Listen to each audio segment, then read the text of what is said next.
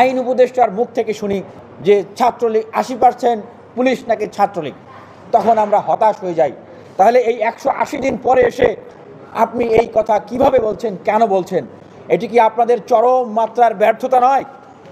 আমরা দেখছি যে এই আমলাতন্ত্রের ভিতরে থেকে যারা আমাদেরকে এই শাহবাগে, এই ঢাকা বিশ্ববিদ্যালয়ের প্রাঙ্গণে কুকুরের মতো করে পিটিয়েছে, তাদেরকে কি শাস্তির আওতায় এনেছেন এই অন্তর্বর্তীকালীন সরকার? যারা আমাদেরকে এই শাহবাগ থানায় ঢুকিয়ে মেরে পিটিয়ে আমাদের পা ভেঙে দিয়েছে, লিঙ্গে কারেন্টের শক দিয়েছে, চোখে মরিচ দিয়ে আমাদেরকে শাস্তি দিয়েছে, আমাদেরকে মেরে রক্তাক্ত করে আমাদেরকে মেডিকেলে পর্যন্ত নেওয়া হয়েছে, সেই এডিসি হারুন, গোলাম রুহানি, আমি মাত্র কয়েকজনের নাম বললাম, এরকম শত শত হাজার হাজার আওয়ামী লীগের দুর্ধর্ষ ক্যাডার ছিল এই বাংলাদেশে মাফিয়াতন্ত্র প্রতিষ্ঠা করেছিল। তাদের কয়জনকে আপনারা শাস্তির আওতায় আনতে পারছেন? বরং আমরা দেখছি আপনারা তাদের সাথে মিলে মিশে প্রশাসন চালানো এবং এই সরকারকে দীর্ঘায়িত করার জন্য আপনারা কার্যক্রম পরিচালনা করছেন। দৃশ্যত সেগুলোই মনে হচ্ছে।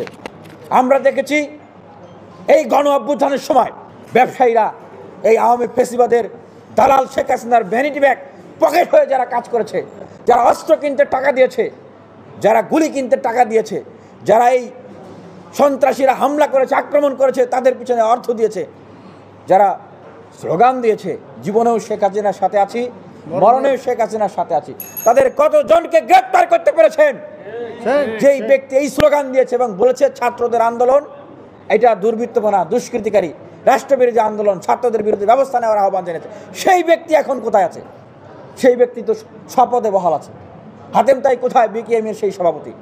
বরং আমরা দেখছি যে তার সাথে অনেকেই বসে রং ঢং করছেন, তাদের সাথে নেগোসিয়েশন করছেন এবং তলে তলে তাদের কাছ থেকে আপনারা বড় বড় মোটা অঙ্কের টাকা নিচ্ছেন। এই জন্য তো ছাত্র জনতা জীবন দেয় নাই। আমাদের বুদ্ধিজীবীরা অনেকেই তারা বলছেন, তাদেরকে বিভিন্ন সংস্কার কমিশনে দায়িত্ব দেওয়া হয়েছে, তারা বলছেন যে আওয়ামী লীগ সামনে অমুক শর্তে, তমুক শর্তে, অমুক আলাপে, তমুক আলাপে এগুলো করলে তারা নির্বাচনে অংশগ্রহণ করতে পারবে বা তারা রাজনীতি করতে পারবে। আমি বলছি যে আপনারা ভীষণ পাপ করছেন এই ধরনের কথা বলে। আওয়ামী লীগ বাংলাদেশে রাজনীতি করতে পারবে কি পারবে না এই সিদ্ধান্ত দেওয়ার আপনি কেউ না। এই সিদ্ধান্ত দেওয়ার মালিক হচ্ছে যারা আহত হয়েছে, যারা পঙ্গুত্ব বরণ করেছে তারা।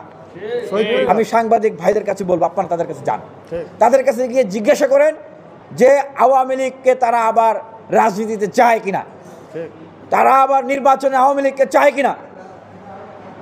আওয়ামী লীগ দেখছেন না এই ধরনের কথাবার্তার কারণে রাজপথে আওয়ামী লীগ কনফিডেন্স পাচ্ছে, তারা আবার রাজপথে লিফলেট বিতরণ করছে, কর্মসূচি ঘোষণা করছে, এই মাসব্যাপী কর্মসূচি ঘোষণা করছে। এগুলোর দায় কার? এগুলোর দায় নিতে হবে এই অন্তর্বর্তীকালীন সরকারকে, ব্যর্থ উপদেষ্টা, এই ব্যর্থ উপদেষ্টাদেরকে দায় নিতে হবে এবং যাদেরকে বিভিন্ন সংস্কার কমিশনে দায়িত্ব দেওয়া হয়েছে তাদেরকে।